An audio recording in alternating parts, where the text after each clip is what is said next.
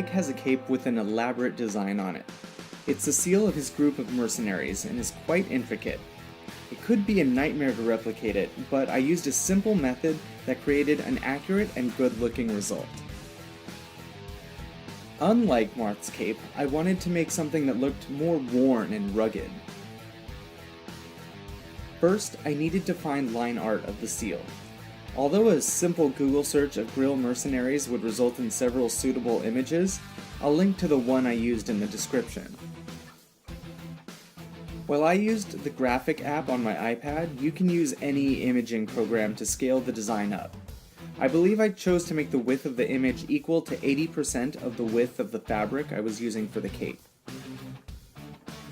I then used the raster app to break the image up into 8.5 by 11 inch pages for printing. Once the image was printed at full size, I glued the edges of the papers together to make one large pattern. With a combination of X-Acto blade and scissors, I carefully cut out the pattern to make a stencil.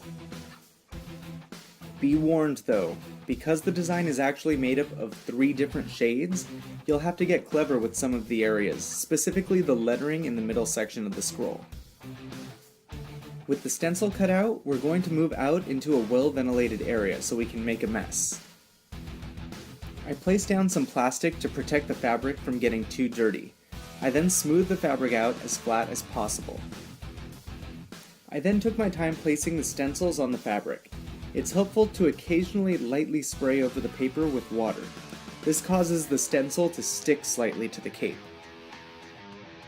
I also placed some plastic bags on the outside of the design to prevent the overspray from making an outline around the stencil.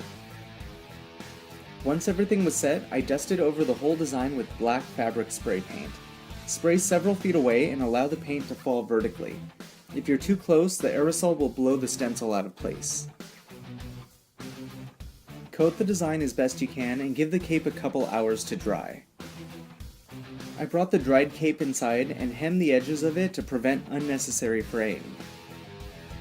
I then hand-stitched the cape onto Ike's vest so as to prevent it from pulling across Ike's throat.